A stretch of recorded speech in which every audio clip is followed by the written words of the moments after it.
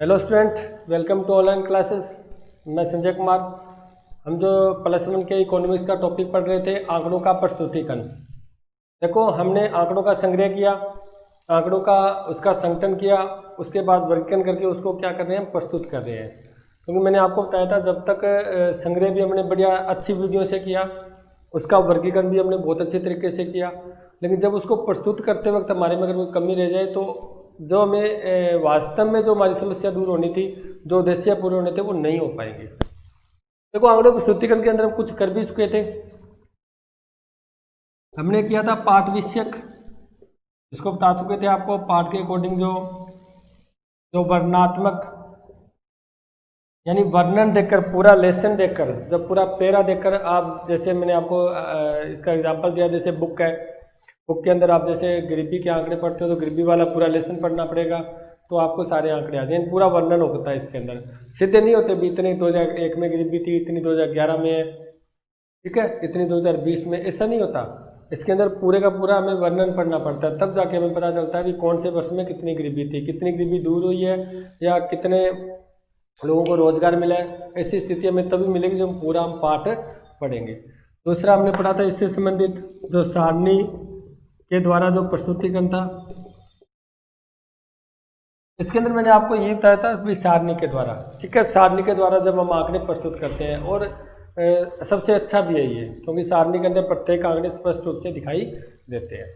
उसके बाद हमने सारणी बनाने के आपको तरीके बताए थे जो पिछली वीडियो में, किस प्रकार हम सारणी को तैयार कर सकते हैं, क्योंकि आने वाले टाइम में आप भी अच्छी पोस्ट पर जाओगे। उसके बाद आपको आंकड़े तैयार करने पड़ेंगे सरकार के लिए, अपने देश के लिए। तो ऐसी स्थिति में पता होना चाहिए भी किस प्रकार हमें आंकड़े तैयार करते हैं, किस प्रकार हम उसको सारणी में डालते हैं। उसके बाद नेक्स्ट हमें पढ़ना है इससे जो ज्यामितीय प्रस्तुतिकरण है, ज्यामितीय रैखिक प्रस्तुतिकरण। देखो, मैं 3 ही विधि पढ़ेंगे, आपके सिलेबस में 3 ही है। हमने इसको कंप्लीट किया, हमने इसको कंप्लीट किया। आज हमारा जो टॉपिक है वो इसके ऊपर है, ज्यामितीय रैखिक प्रस्तुतिकरण। ये क्या होता है, इसके बारे में पढ़ते हैं आज हम।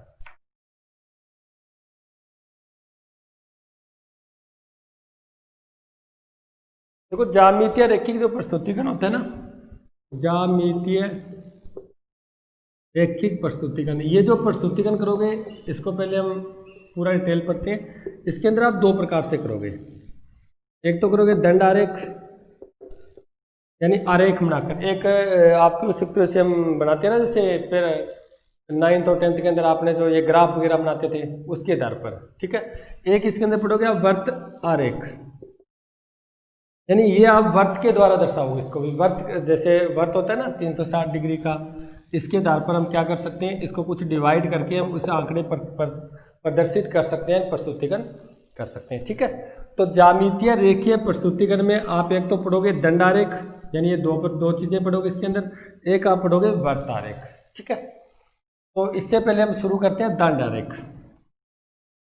जो आपका दंड आरेख है वो भी आप 3 प्रकार के पढ़ोगे, आपके सिलेबस के अंदर है। देखो, आपका जो प्रस्तुतिकरण का तीसरा तरीका है वो ज्यामितीय रैखिक प्रस्तुतिकरण है। और ज्यामितीय के अंदर आप जो पढ़ते हो वो पढ़ते हो, एक तो दंड आरेख, एक पढ़ते हो आप वर्त आरेख। और दंड आरेख होते हैं वो भी 3 प्रकार के होते हैं। कौन कौन से? एक तो होते हैं सरल दंड आरेख, एक कौन सा, ये तो बिल्कुल सरलता होता है, बिल्कुल सिंपल होता है, कुछ ही नहीं होता है इसके अंदर तो, ठीक है। दूसरा होता है जो आपका बहुदंड आरेख, और तीसरा होता है आपका घटक दंड आरेख।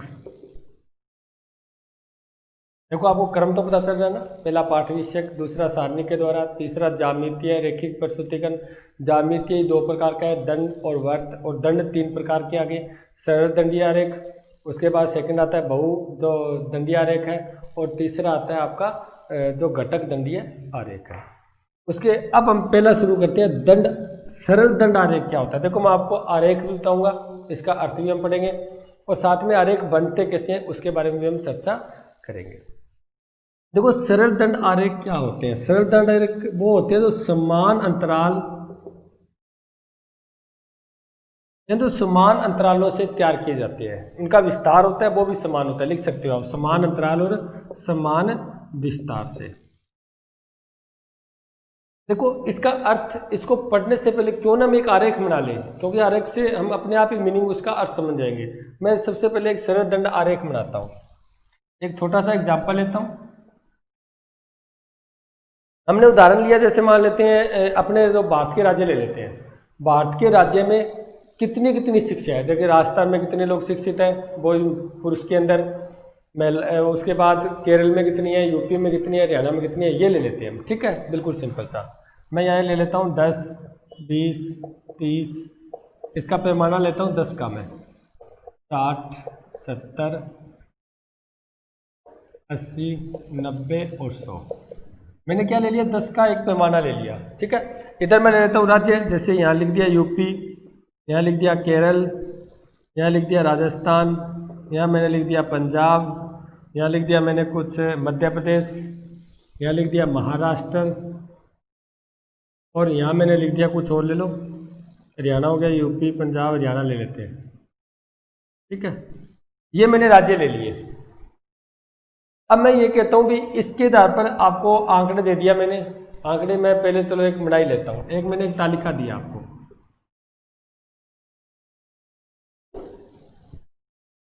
हम क्या कर रहे हैं, सरल दंड आरेख कर रहे हैं, उसके बाद उसका अर्थ पढ़ेंगे हम। देखो मैंने एक तालिका ली, यहाँ तो मैंने लिख दिया राज्य, और यहाँ लिख दिया मैंने साक्षरता से संबंधित उनके आंकड़े। साक्षरता ही कौन सी, वही पुरुष साक्षरता। ठीक है, इधर मैंने ले ली पुरुष साक्षरता, और इधर ले लिया मैंने राज्य।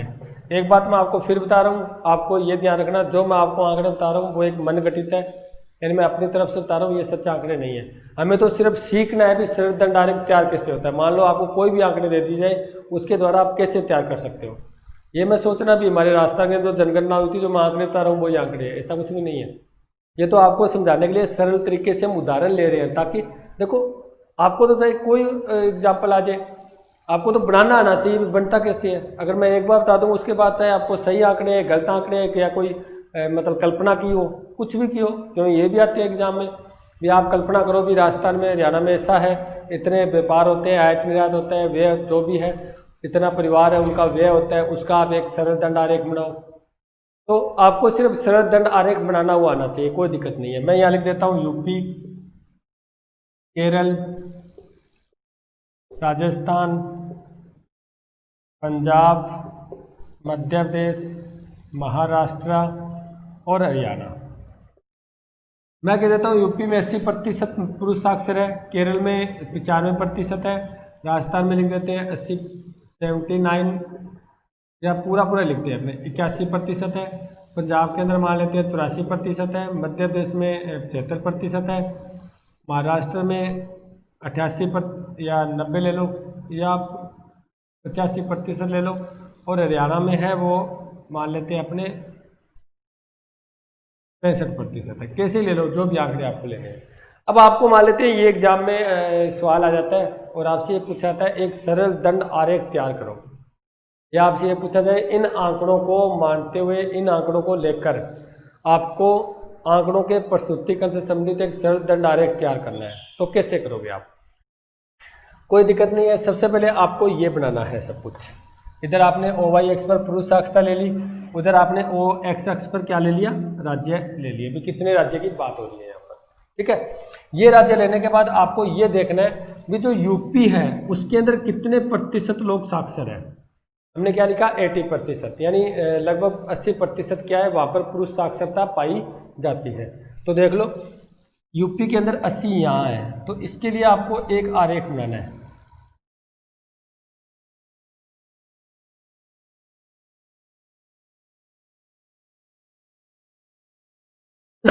यानी ये क्या बता रहा है, ये बता रहा है यूपी को भी, यूपी के अंदर जो साक्षरता है वो कितनी है, 80% है। ठीक है, सेकंड में आपसे बात करूं भी केरल में कितनी है, केरल में देखो कितनी है, 95% है, यानी यहाँ पर है। ये आपका केरल वाला भाग आ गया।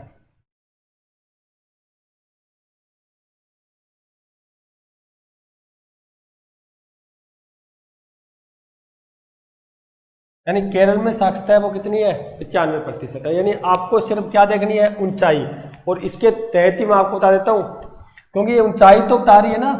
देखो ये आपको ऊंचाई के बराबर देखो कहाँ जा रहा है, ऊंचाई के बराबर जा रहा है आपका 95%। इसका मतलब ऊंचाई आपको आंकड़े बता रही है, इसके अंदर कौन बता रही है, ऊंचाई। तो ध्यान रखना, सरल दंड आरेख होता है ना, सरल दंड आरेख, वो आपका ऊंचाई या उसकी लंबाई कह सकते हो के आधार पर ये आंकड़ों का पता चलता है। ध्यान रखना कि कितने आंकड़े हैं। अब मैं ये आपको आरेख दे दिया, मैं कह दूं बताओ यूपी में कितने लोग, कितने पुरुष साक्षरता है, तो आप उसकी ऊंचाई देख लो कहाँ पर है, इसकी ऊंचाई इसके बराबर है, यानी आप कह दोगे जी 80% है। मैं आपको कह दूं केरल में कितनी साक्षरता है, तो आप इसकी ऊंचाई देखोगे, आप कहोगे ऊंचाई जी इसके समान है, इसका मतलब 95% केरल में साक्षरता पाई जाती है। उसके बाद नेक्स्ट करें हम, अब आ जाए राजस्थान में कितनी है, 81 है, तो 81 देख लो, लगभग यहाँ होगा, तो ये आपका राजस्थान वाला आ गया। उसके बाद नेक्स्ट आपसे पूछे पंजाब में कितनी है, तो पंजाब में आप लगाओगे 84%।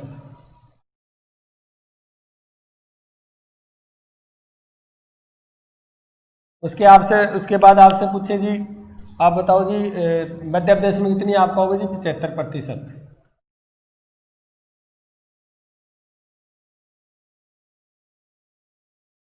उसके बाद अगर आप नेक्स्ट पूछे महाराष्ट्र में कितनी है, 85%, इससे थोड़ी सी ऊपर आप बता सकते हो, ये 85 हो गई जी। उसके बाद आपसे पूछे जी हरियाणा में कितनी है, तो हरियाणा में आप कहोगे जी 65%। देखो ये आप क्या कर सकते हो, एक सरल दंड आरेख तैयार कर सकते हो। अब इसके आधार पर अगर आपसे प्रश्न पूछा जाए ऐसा कौन सा राज्य है जिसमें सबसे ज्यादा पुरुष साक्षरता पाई जाती है, तो आप उनकी ऊंचाई देखो, ऊंचाई देखो तो आपको पता चल जाएगा, इसकी ऊंचाई है वो 65% के बराबर है, इसकी ऊंचाई है वो 85% के बराबर है, इसकी ऊंचाई है, पंजाब मध्य प्रदेश है ना, तो मध्य प्रदेश की 75% के बराबर है, अपने मध्य प्रदेश ज़्यादा, हाँ यहाँ ले लिया, और ये है 85, तो 85 ऊपर चला जाएगा।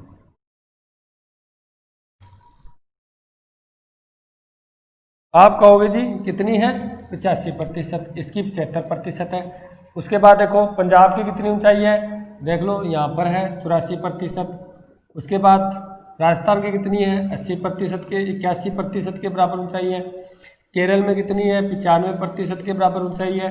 उसके बाद यूपी में कितनी है, यूपी में आप कह दो जी 80% है। तो कहने का मतलब ऊंचाई के आधार पर आपको आंकड़े बताने हैं, क्योंकि एक सरल दंड आरेख वो होता है जो समान अंतराल और समान विस्तार को बताता है, एक आयताकार दंड आरेख होता है। आप ये कह सकते हो समान विस्तार व समान अंतरालों से बना एक आरेख है। ये सिंपल सी बात में ये कह सकते हो आप, इससे बना एक आरेख है ये। इसके अंदर देखो इसकी जो बीच की जो चौड़ाई है ना, आपको जो ये दिखाई दे रही है यहाँ से लेकर, ये सबकी बराबर होती है। ध्यान रखना, ये अगर 1 इंची रखोगे आप तो इसको भी 1 इंची, इसको भी 1 इंची, सबको आपको क्या रखना है, बराबर रखना है। इनका अंतराल आपको समान बराबर रखना है। ये बीच का अंतराल, ये भी सबका क्या होगा, बराबर होगा। तो इसको हम बोलते हैं सरल दंड आरेख, यानी ये दो विस्तार भी इनका समान बराबर होता है। देखो ये विस्तार भी बराबर होता है, अंतराल होते हैं वो भी बराबर होते हैं। उसके बाद जो फिर आप कहोगे सर इनके अंतराल भी बराबर है, विस्तार भी बराबर है, तो फिर हम आंकड़ों को किससे समझ पाएंगे। आपको ये टेबल दे दे रहा, आपसे ये बताओ जी केरल में कितनी साक्षरता है, तो आप बता सकते हो, इसकी ऊंचाई देख लो कहाँ है। आप कहोगे जी हाँ केरल में 95% साक्षरता है। क्यों बताया आपने, क्योंकि आपने ऊंचाई को देखा है, लंबाई को देखा है। इस पूरे आयताकार, ये आयताकार है, आयताकार होते हैं ना, आमने सामने वाली भुजा बराबर होती है, प्रत्येक कोण 90 डिग्री का होता है। ये आपको होगा जी आयताकार जो एक आपने बना रखा है, उसकी जो ऊंचाई है वो 95% के बराबर है। तो इसका मतलब केरल में जो साक्षरता है पुरुष वो 95% है। मैं आपसे पूछूं मध्य प्रदेश में, आप देखो जी उसकी ऊंचाई है ना मध्य प्रदेश की आयताकार भाग की, वो 75% के बराबर है। इसका मतलब इसके अंदर जो पुरुष साक्षरता पाई जाती है वो 75% पाई जाती है। अब आपसे ये पूछ ले, बताओ जी सबसे कम जो साक्षरता है वो कौन से राज्य में पाई गई है, तो आप इसकी ऊंचाई चेक करो। सबसे कम कहाँ पाई जाती है, हरियाणा में। आप आंसर दे सकते हो जी हरियाणा वो है जिसमें सबसे कम साक्षरता, पुरुष साक्षरता पाई जाती है। आपसे पूछे भी सबसे ज़्यादा जो पुरुष साक्षरता होती है वो कौन से राज्य में पाई जाती है, आप आसानी से देख रहे हो इसकी ऊंचाई सबसे ज़्यादा है केरल की, तो आप कह सकते हो जी केरल में सबसे ज़्यादा क्या पाई जाती है, पुरुष साक्षरता पाई जाती है। आप ये कह सकते हो भाई सबसे ज़्यादा और सबसे कम में कितना अंतर है।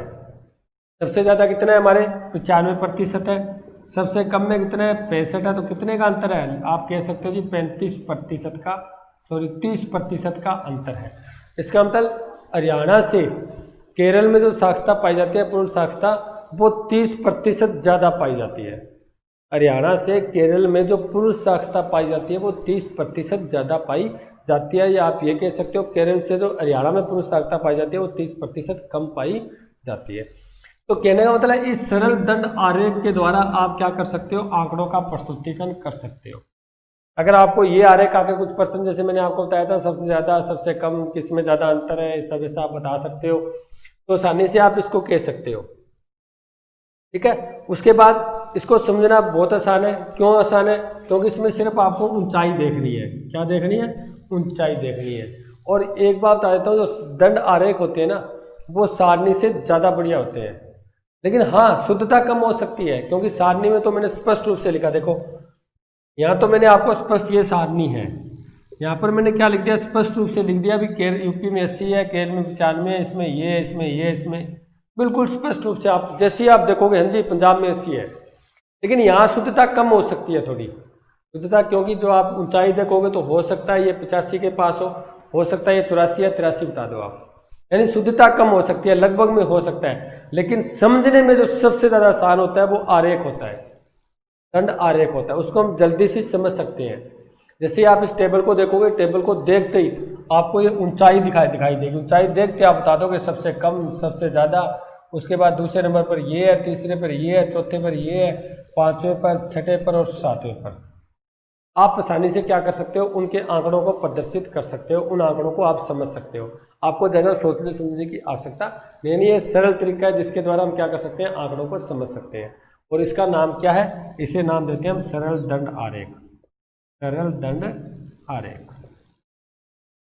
समझ आ गई बात? ये आपका सरल दंड आरेख कंप्लीट हो गया। उसके बाद हम नेक्स्ट पढ़ते हैं जो आपका दूसरा है बहुदंड आरेख।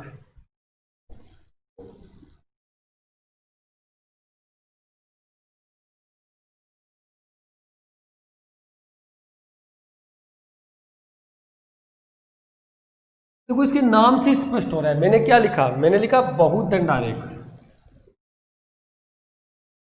बहुदंड आरेख,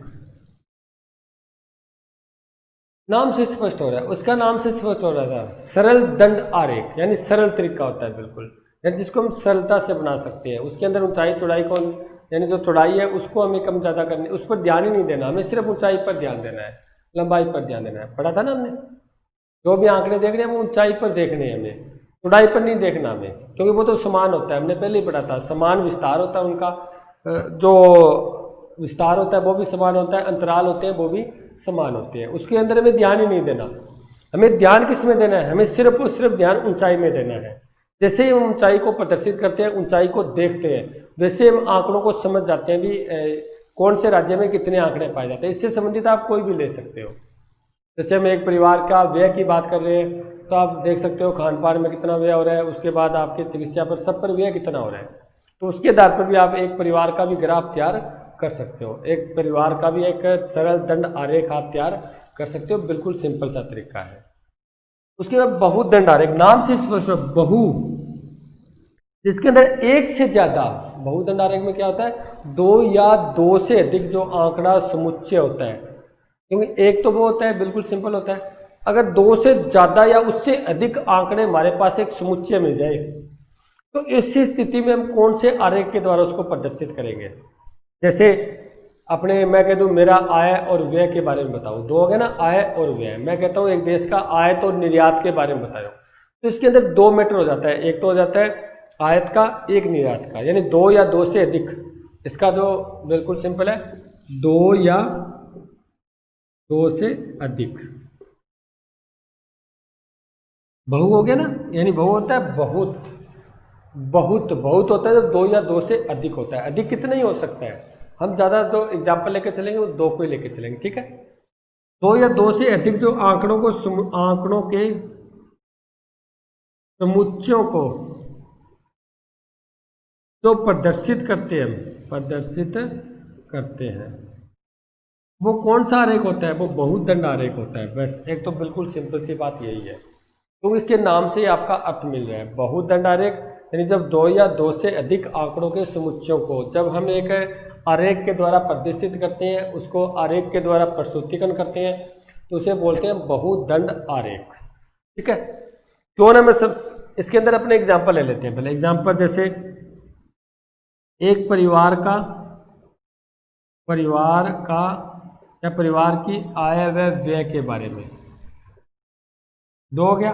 आप कह सकते हो देश में जो आयात व निर्यात के बारे में कह सकते हैं ना। यानी कितने एग्जाम्पल ले सकते हैं? इसमें आपको दो दिखाना है, जिसमें देखो इसमें दो आंकड़े मिलेंगे, तो आय के आंकड़े मिलेंगे, एक व्यय के आंकड़े मिलेंगे। दो हो गए ना। इसमें आपके आयत के आंकड़े मिलेंगे, इसमें आपको निर्यात के आंकड़े मिलेंगे। यानी दो या दो से अधिक जो आंकड़ों को प्रदर्शित करते हैं उसे बोलते हैं हम बहुदंड आरेख। अब मैं बहुदंड आरेख यहाँ पर बना देता हूँ आपको, ताकि आपको बढ़िया तरीके से समझ आ जाए।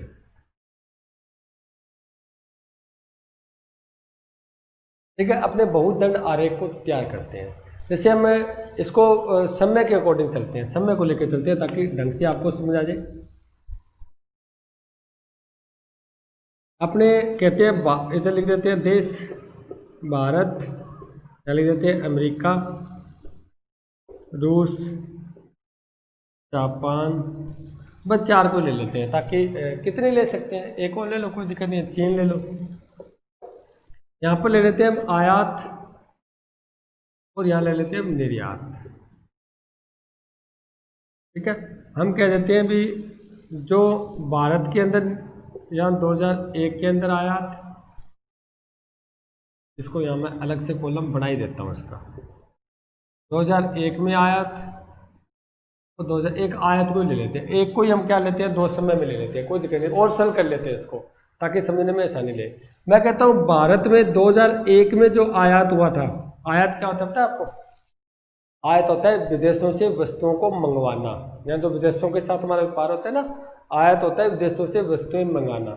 निर्यात होता है विदेशों में वस्तुएं बेचना। ठीक है, तो हम बात करते हैं आयात की। हम कहते हैं 2001 के अंदर जो भारत में आयात था वो मान लेते हैं अपने 60 करोड़ के बराबर था, और 2011 में हो गया ये 70 करोड़ के बराबर हम मान लेते हैं। वैसे मैंने आपको पहले कहा था ये आंकड़े आपके स्टिक नहीं है। वैसे हम समझने के लिए एक छोटा सा अपनी कल्पना करते हैं ताकि सिंपल चीज़ से हम इसको समझ के। अमेरिका में मैं कह दूँ जी 2001 में आया था वो 50 करोड़ था, और जो 2011 में हो गया वो बढ़कर 65 करोड़ हो गया। कितने ले लो, कोई दिक्कत नहीं है। रूस के अंदर आया था वो 75 करोड़ था, उसके बाद 2011 में बढ़कर ये घटकर 70 करोड़, घट भी सकता है, कोई दिक्कत नहीं है। जापान के अंदर जो आया था वो ले लेते हैं हम 65 करोड़ ले लो, 65 करोड़ था जो बढ़कर 75 करोड़ हो गया जी। ठीक है, चीन के अंदर जो आया था वो ले लेते हैं 50 करोड़ था, या 40 ले लो, 40 करोड़ के बराबर था, और ये जो बढ़कर हो गया 50 करोड़ 2011 में। अब इसके आधार पर हमें क्या बनाना है? बहुदंड आरेख बनाना है, क्योंकि इसके अंदर दो आंकड़े हैं आपके पास 2001 के और 2011 के। आपको दो आंकड़े प्रदर्शित इसमें करने हैं, तो कर देते हैं। देखो यहाँ मैं लिख देता हूँ भारत, यहाँ लिख देता हूँ मैं अमेरिका, और यहाँ लिख देता हूँ मैं रूस, यहाँ लिख देता हूँ मैं जापान, और यहाँ लिख देता हूँ मैं चीन। इनके आपको क्या करने हैं? आंकड़े बताने हैं। इधर मैं पैमाना ले लेता हूँ, 10 का ले लेते हैं, 10, 20, 30, 40, 50, 60, 70, 80। ये जो पैमाना है ये करोड़ का बता रहा है, 10 करोड़, 20 करोड़, 30 करोड़, क्योंकि हमने जो संख्या ली है वो करोड़ में ली है। ठीक है, अब मैं कहता हूँ भारत के अंदर, ठीक है, जो 2001 में था वो 60 था ना, 60 कहाँ बनता है? यहाँ बनता है। ये मैंने एक आयताकार भाग बना दिया। उसके बाद 2011 में कितना हो गया? 70, यानी 70 यहाँ बनता है। मैंने ये दूसरा आयताकार बना दिया, यानी एक के देखो इसके साथ ही दर्शाए, इसमें अंतराल नहीं होता, इसके साथ ही होता है ये, क्योंकि दो आंकड़े साथ दर्शाए जा रहे हैं। 2001 के और 2011 के दोनों के साथ दर्शाए जा रहे हैं। ठीक है, उसके बाद मैं अमेरिका की बात करूं, अमेरिका में 2001 में कितना था? 50 करोड़। मैंने यहाँ पर ये बना दिया। उसके बाद ये 2011 में हो गया 65, 65 यहाँ हो गया ना, यहाँ मैंने जी यहाँ बना दिया, ठीक है। अमेरिका में यहाँ बीच में लिख देता हूँ अमेरिका। उसके बाद बात करते हैं हम रूस की। रूस में हम कहेंगे जी जो 2001 में था वो 75 करोड़ था, 75 इनके मध्य हो गया, यानी यहाँ आ गया आपका रूस का 75। उसके बाद इसने कहा है 2011 में हो गया 70, यानी यहाँ इतना कम हो गया। इसके साथ ही बढ़ेगा, ध्यान रखना, अलग नहीं बढ़ेगा, ये हो गया रूस का। उसके बाद मैं बात करूँ जापान का। जापान का आप कहोगे जी 2001 में था 65 करोड़, यानी इसके बराबर यहाँ था 65 करोड़ आयात, और 2011 में कितना हो गया 75 करोड़, यानी ये बढ़कर यहाँ आ गया जी। अब मैं बात करूं चीन के अंदर, ये हो गया आपका जापान। चीन में जो 2001 में था वो 40 करोड़ था, और 2011 में हो गया 50 करोड़, यानी ये यहाँ पर पहुंच गया। आपने क्या किया, एक के साथ ही दोनों को दर्शा रहे हो आप। भारत के अंदर 2001 2011, अमेरिका में 2001 2011, रूस में 2001 2011, जापान में 2001 2011 और चीन में 2001 2011। यानी हम क्या कर रहे हैं, हम एक ही आयत, एक ही ग्राफ के ऊपर दो आंकड़ों को इकट्ठा दर्शा रहे हैं। अब आपको पता कैसे चलेगा सर भी ये 2001 का या 2002 का 11 का एक काम पर है, कैसे है? हम क्या करते हैं, इसको एक को ऐसे कर देते हैं, तो 2001 वाला वो ऐसे कर देता हूँ मैं, सब में ये कर देता हूँ, क्योंकि इसकी हमारी पहचान हो जाएगी। जो ये आपको कॉलम दिखाई दे रहा है वो 2001 का है।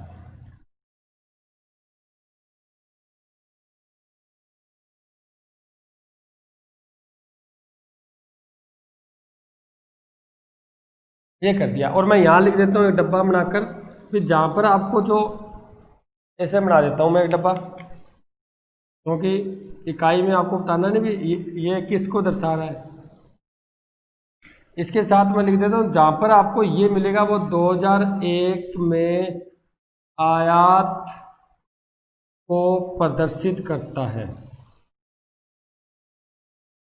अब आपको समझ आ जाएगा, हाँ सर जहाँ पर ये आपके टॉपिक है ना, जहाँ के ऊपर रेड लाइनें लगी हुई है, हाँ वो 2001 को बता रहा है। इसका मतलब 2001 में भारत में 60, 2001 अमेरिका में 50, 2001 रूस में 75, 2001 जापान में 75, 2001 में जापान में था 65 इनके मध्य होगा, ये आ गया 65। उसके बाद कहोगे चीन में, आप कहोगे जी 40। जैसे मैंने आपको ये नीचे जो मेन बात लिखी थी उसके लगाते ही आपको पता चल गया जी जो ये आंकड़े दर्शाए जा रहे हैं किसके आधार पर दर्शाए जा रहे हैं। मैं उसके बाद इनको और अलग से कर देता हूँ, ऐसे बना देता हूँ ताकि इनकी अलग पहचान हो। सब में ऐसे डॉट डॉट लगा देता हूँ ताकि हमें समझने में आसान रहे भी आप जो पढ़ रहे हो वो किसको पढ़ रहे हो। मैंने क्या किया, सब में डॉट लगा दिया।